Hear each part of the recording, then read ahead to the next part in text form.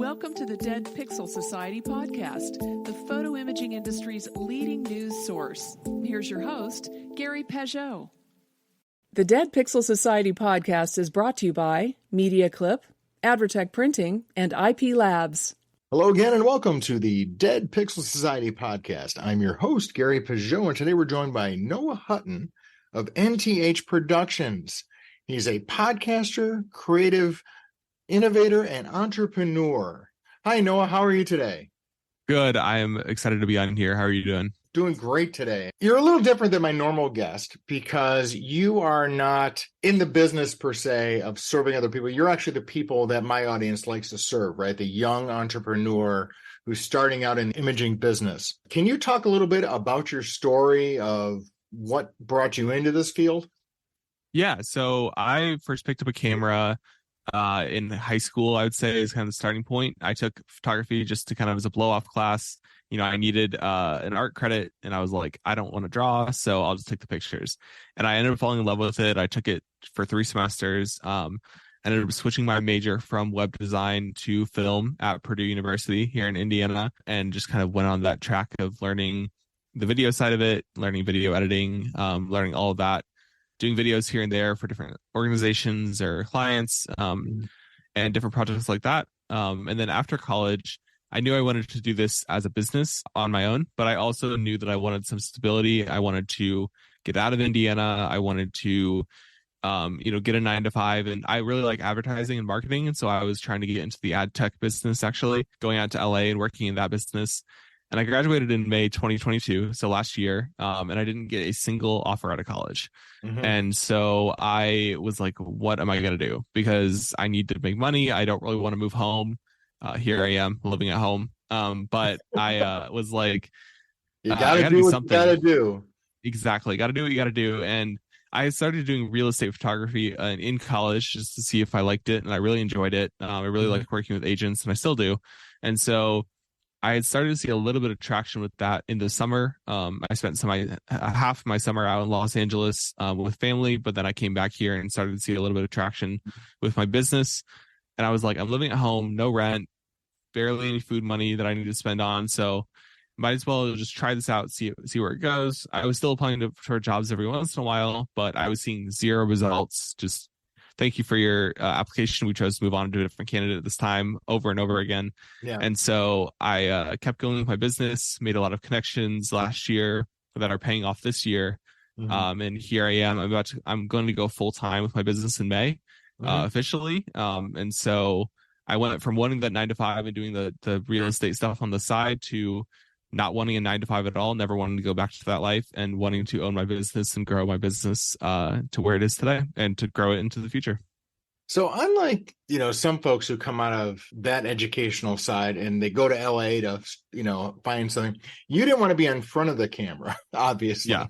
Why was that? I mean, obviously you're articulate, you have a podcast, you don't have trouble expressing yourself. What about it, being on that side of it didn't appeal to you? Yeah. So, I mean, I will also just say this, like, I've changed so much since I started college. When I got out of high school into college, I was the quietest person ever. I didn't want to go out. I didn't want to go to parties. I didn't want to do anything like that. And I'm still introverted a little bit today, but I realized, especially when I was growing my business, that I really needed to switch that in my life, because you can't grow a business just kind of in the background. You have to be, especially if you're the only person, you're a solopreneur, you have to be the face of the company. You have to talk to people and network. And so I still don't like being on camera. I still, when I edit my podcast, I hate hearing myself. I play back in 2 times because I don't want to hear myself. But I kind of just made a switch of like, I don't want to be like talent. I don't want to be an actor. I don't want to, be in different things. But I was like, I'm okay in front of the camera. I can talk. I like to talk a lot, especially when I'm comfortable and talking about what I, enjoy. So I kind of had to make a switch of like, if I'm going to do this, I need to talk to people and network. And the podcasting thing is also like, I need to be on camera and do the video side of it. And so I just kind of made a switch of like, I can't keep, being the guy in the back that's, running the camera. I have to be on camera a little bit to, grow my business and evolve that. Because part of the things I think a young entrepreneur runs into is they get into a creative field, like maybe music or film or photography or video, because they like to do it. And they have an aptitude toward it and they get positive feedback from it.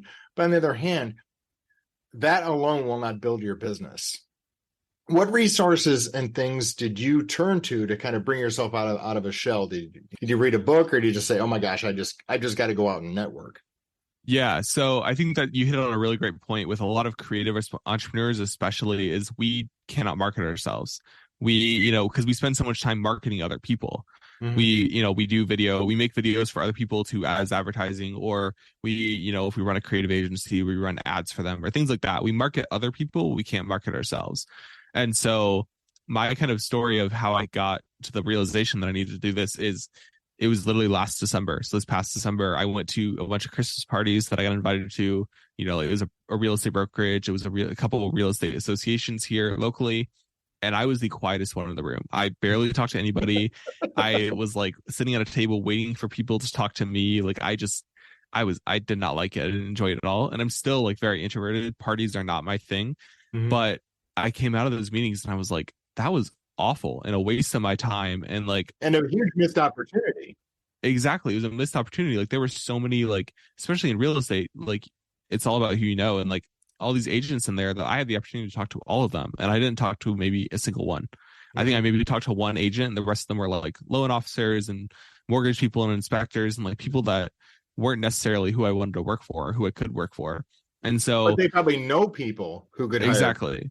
So, there were some connections I made there, but I mean, it was just kind of wasted opportunity. It's led to a little bit of business here and there and different connections, but I could have done a lot better, and I plan to do a lot better this year. But that was kind of my turning point of like, that was awful. Like I was kind of like not embarrassed to myself, but I was like, that was just a wasted opportunity. And so that's really where I was like, 2023, I need to be, putting myself out there more, going to networking events, going to entrepreneur socials, meeting other entrepreneurs through my podcast. I've met people all over the world, all over the country with that podcast. And that's another way that's helped me kind of network and grow and stuff like that. So I just really had a turning point there. Was like, I'm not going to be that, quiet person in the room again, because like, that's just a waste of time. And if I'm going to do that, then why do I expect my business to grow? So, right.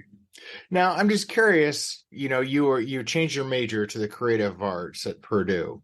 Yeah. Did they provide any like business side of the creative field, courses or anything to help along with that? So it's kind of funny you asked that, because I've learned this after I graduated. So at Purdue, kind of to preface, I studied marketing and film. So I was in the business school and the liberal arts school. So I got the business side of it because I chose to be in a business major. But if I had just been a film person, you rarely get any business education there. Like they don't really teach you, because the program at Purdue, at least right now, and when I was there, very Hollywood focused. It's very much like you're going to be on a set, you're going to be working in Hollywood or on these big productions. And that's fine for a lot of people, but a lot of people want to, go work as a producer for a YouTuber, or they want to go work in video at a large company and make content that way. And so they didn't really teach that. But I've learned kind of later on that the mass communication major at Purdue was really where I should have been, because they're doing classes on podcasting, they're doing classes on freelancing, they're doing classes on, social media, video production. Like that's kind of where that education came from. So if I hadn't taken the marketing and business classes at Purdue, I probably wouldn't have gotten a business education had I not pursued it on my own. Stay with us. We'll be right back. Marketers, business owners, and PR professionals, are you ready to turn your mistakes into triumphs? Introducing Socially Unacceptable, the must-listen podcast series from Prohibition. Join me, Chris Norton, and marketing leaders as they share their hilarious blunders, lessons learned, and major keys to success, all in the time it takes you to eat your lunch. Subscribe now to Socially Unacceptable wherever you get your podcasts, and save yourself time and effort by learning from other people's unfortunate mishaps. You bring it up all the time. Okay. None of us are perfect, Chris. You just need to remember that. I realise that. I hope I don't get cancelled for that. Socially Unacceptable. Rewriting the rules, one mistake at a time. Okay. So I guess there was an opportunity there. You just needed a counselor or somebody to steer you into the right Yeah. place, right? Yeah. And I mean, it kind of got to the point where I was like 2 years in, then the pandemic hit, and I was like, I don't even want to try to change anything because it's so up in the air now. And so, because I was in my sophomore year when that happened. So it was just a whole different like beast of a college at that point. Yeah, it was. Yeah. You probably had a very atypical experience. Yeah. From that. Now, did you get into real estate photography because you couldn't photograph people? Is because I've heard some people got into, product photography, real estate photography because of the pandemic, there were no people to photograph, or at least close up. Yeah. So I've never really enjoyed photographing people. And part of it is because I don't like telling people how to pose and like kind of like directing people. And like I know tons of people that are great at it. Like I have that are senior picture photographers, or they do like headshots, or they do like team photos. And like, I love all of their work. They do so much good work. But for me, like I have such a hard time telling people how to pose and like where to stand and doing like lighting and all this kind of thing. So it was partly I just didn't want to. I did like a few like my dad is a volleyball coach, and so like every once in a while he'll be like, hey, can you do this like team photo for us, or can we do like a video to celebrate our seniors? And that was like the extent of what I wanted to do, but I never really like did anything past that. So I got into real estate mainly because I saw it as a way to get more video work and upgrade my portfolio, because at the time I had just got out of dance marathon. I did dance marathon at Purdue for 3 years. Absolutely loved it. It was like all of my video work was in dance marathon. And so when I left, I was like, I don't have any more video gigs. I'm not doing anything with video. So I needed something to do. So one of my friends, he was getting out of real estate, and he suggested I do real estate just to see how it was, because he really enjoyed it. And I loved his work in real estate. So I got a couple listings. I did them for free just to get myself out there, build a portfolio. And I really enjoyed it. So, and the housing market was hot then too. Yeah, it was hot. And I honestly, like, if I was where I was now back then, I would be doing a lot better. Like the housing market is pretty cold right now, so it's not as great. And the other thing was like, I was only pursuing the big listings, which there aren't that many in Indiana. Like I was only pursuing $1 million houses, which is a mistake that I made early on. Yeah. So I just enjoyed real estate. But the trick is to make that $200,000 house look like $1 million. Exactly. House. And that's what I do now. That's like part of my job now. But in the beginning, I was like, I only want to do $1 million houses because it's not worth it to do the $150,000 house. And I was so wrong in that thinking, but that was just kind of where I started. Well, I mean, you've learned a thing. I mean, that's the thing, as you're young, you learn a thing. So talk a little bit about the video piece and real estate photography. Is there really not photography? I mean, are you a drone master? How are you doing that? Yeah. So I started in video. I'd use, you're generally using a camera on a gimbal. So I use I have an Sony A7 III, which is my favorite camera that I've ever used for now. And then I have a Zhiyun Crane 3S gimbal. And so whenever I do real estate video, it's not as popular where I live to do video. Some agents really like it. A lot of agents don't. And so I've had a hard time getting that sell for now.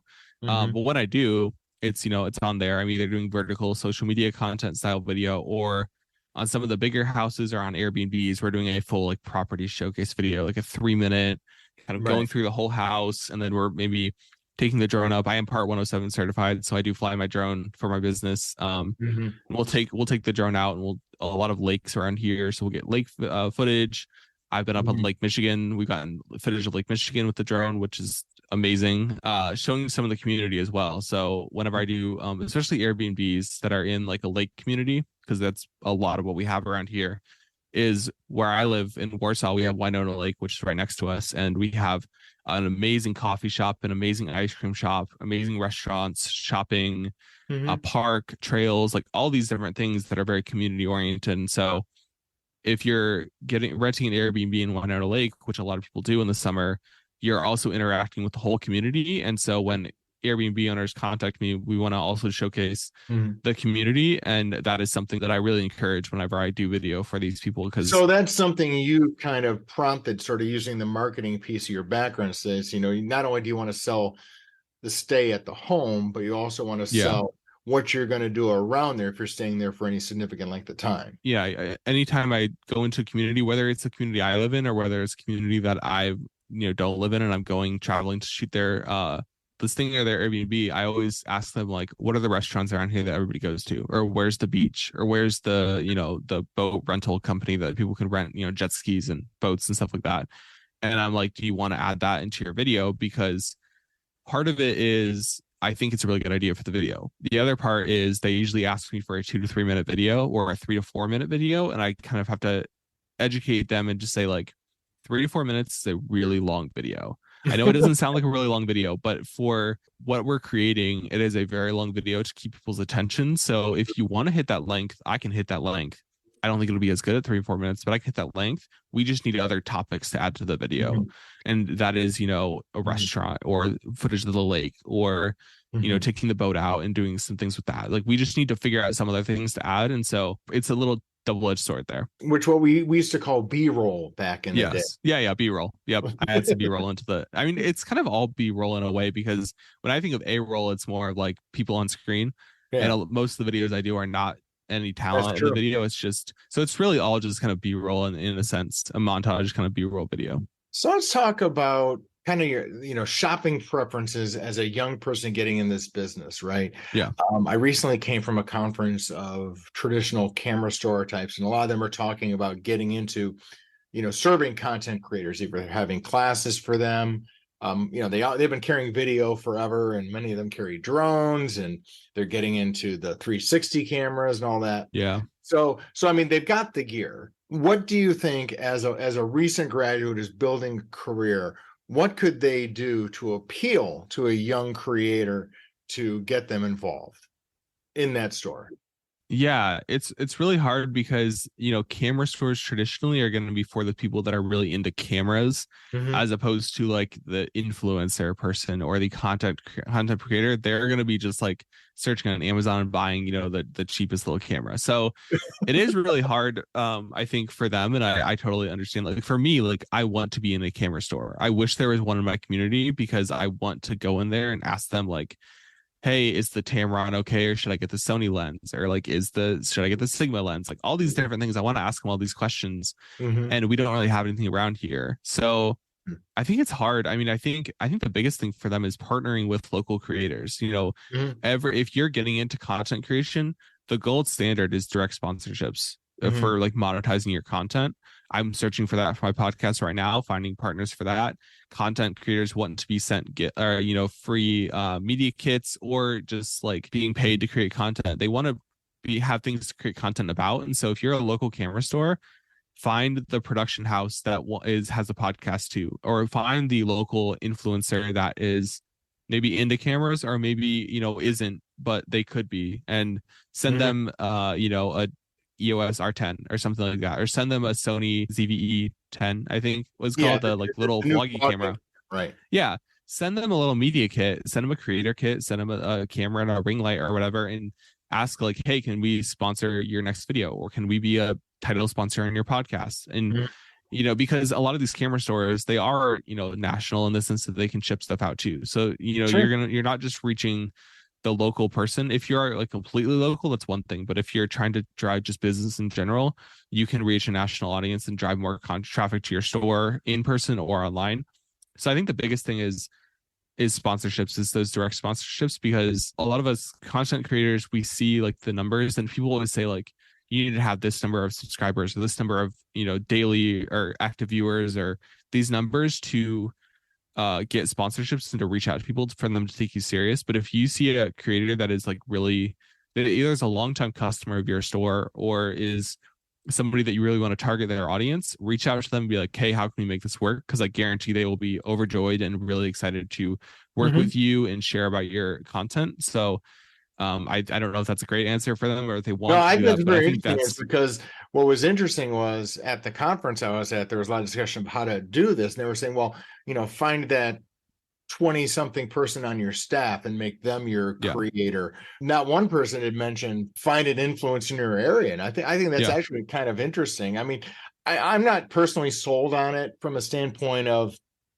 does it move boxes, right? Are people going to actually transact? But it is sort of a way for that retailer to become relevant to that audience segment, which I think is the biggest concern, is because you're right. People of a certain age, I'd say 40 and under, their first thing they're going to do is go to Amazon.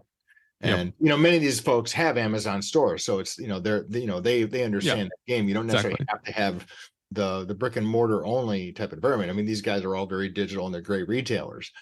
But I think you hit on an interesting point where that's sort of an out of the box way of looking to reach that market, is actually get involved in these influencers. Like you said, don't be looking for the person who's got 1 million followers, because they may not be relevant to your locale. I think it's also like looking at it as more of a long-term play. I know like moving boxes is very important and that should be your concern. But, if hey, we're going to make 3 videos and that's going to generate us, 500 sales or whatever, like that's just not realistic. And so I think it's really important to, wherever you're looking at marketing right now, if you want quick results, maybe run Google ads and Facebook ads. Those might drive a little more like leads. But if you want to build more of a partnership and do a more branding kind of content, is, sponsor the influencer that's, growing, or reach out to them, or do a pop-up or something with them, like all these different things. It's way more of a long-term brand play than it is a leads play. And I think that's something that's really hard for a lot of businesses to see, but it's also really important when you're growing your business to see it as a brand and not just a warehouse that sells boxes of cameras. I think it's a really hard thing to think about. Now, speaking of boxes and things, what is, for someone who is getting into this type of business, let's flip it away from the retailers and talk to someone like yourself getting into it. Yeah. You've got to have gear. Mm-hmm. Right. What do you think is like the minimum setup to go out? I mean, you probably have to have a mirrorless camera of some sort and a lens, but I mean, you don't need to have everything right away. Or do you have to go full bore and have all the stuff? I mean, it's hard. And I'm going to say the quote that I really hate people saying, but it's so true, is the best camera is the one in your pocket. Mm-hmm. If it's your iPhone, it's your iPhone right now. And you're going to find a way to create whatever it is right now. And then if that generates some money, then you buy the mirrorless camera. And also the other thing is, like, I think that I was kind of influenced a little bit too much by the idea of how important full frame is. Whenever I bought my camera, I was like, it has to be full frame. I will never consider anything that is under that or like smaller than that, because I just didn't want it. And I don't think that's the right mindset to have. If you only have the money to buy a Sony a6400 and a kit lens, then buy that and create with that. Be creative, work, like, constraints build creativity. And so work with that. If you are willing to invest a little more, there is options to, you buy a camera, a lens. If you want to do video content, I think a gimbal is really important. And you can get a really, buy a smaller camera or buy a smaller gimbal. There's like Zhiyun's a great option for a lot of people. Their gimbals are well below the DJI prices, like $200, $300 cheaper usually, or more. I think you don't necessarily need to go the full business route. I have built my gear. It's like behind me, so I'm gesturing behind me, even though we're not on video. I built my gear out over time. I started with a drone, actually. It was my first purchase. And I think the DJI Mini 3 is a great option. It's a lot cheaper than a bigger one, and it's still a fantastic drone. So I started with a drone, and then I had a realtor specifically tell me, like, hey, I see you're using your phone, which for real estate photography, I do not think that's a good option at all. Your phone is not good in that sense. But they were like, I see you're using your phone. We really like when people have a real camera. And I was always planning on getting a real camera, but that kind of pushed me to make that purchase. So, I think it's just whatever your budget is, buy the nicest thing you possibly get. I think that's the biggest kind of thing that I'm saying here is, if your budget is $800, you can find a way to work in that. If your budget's $1,500, even better. You can find a way to work in that budget. Buy the nicest thing you can possibly buy at that budget, and look at it as an investment as opposed to just a purchase. Because like my A7 III is going to be fine for the next 3 years if I really want it to be. I hope I can upgrade by then. But if I didn't have to, I think it's still a great camera. My gimbal, I'm actually downsizing my gimbal because I bought too big. So I think the other thing is, like, look at what you actually need. Because my mindset's always buy the biggest, nicest thing you can, and then that'll like save you like time or money in the future. But I bought the Zhiyun Crane 3S, which is like their biggest gimbal, and it was way too big for me. It's way too heavy, way too big. So I'm downsizing that. So make really educated decisions, do the research, and find what really works for you, and look at it as an investment as opposed to just a purchase. Because you see that number of like camera's $2,500 or a lens is $1,200. That's so expensive. but especially with lenses in particular, you're going to use those for 5-10 years in the future. So it's really important to look at them as investments. Have you looked at renting equipment? Yeah, so I rent every once in a while. For Who real do you estate, rent? I'm kind of curious. Do you have a favorite or?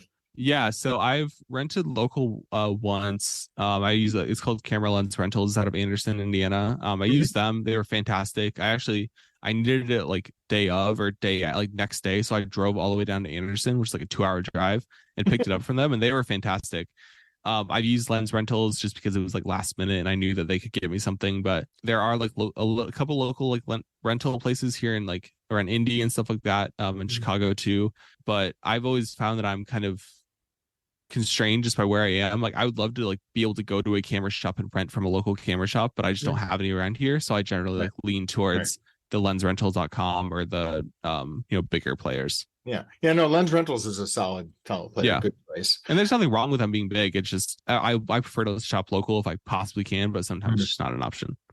Well, that's that Indiana sensibility. Exactly. You've talked a lot about kind of your evolution. And what I like about what you're saying is you're trying to make long-term decisions because, a lot of times young entrepreneurs are just, very short-term focused because they are just starting out and they need, I need a gig now. I need a thing now. Yeah. So you really need to make decisions that long-term will build up over time.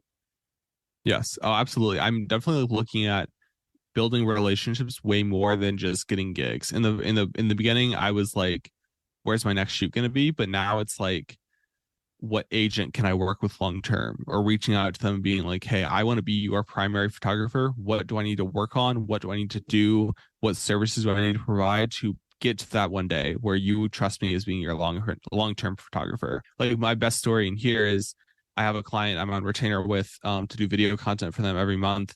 And that relationship, I met them in July of last year. We did one shoot in October. And then I reached out to them in January like 8th or whatever it was, like when everybody kind of got back to work after the holidays.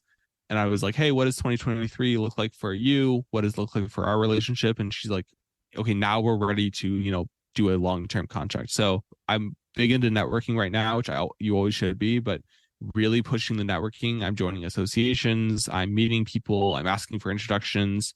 I'm just trying to push that kind of long-term focus of they'll hire me eventually if I build this relationship right. And so it's hard sometimes when you don't see that money coming in right away, but in the future you will. And it's really satisfying when you see that finally happen. Do you find that your satisfaction from doing the business has increased on the creative side or on the business side? Which have you found you're enjoying the business side more now that you're having more success?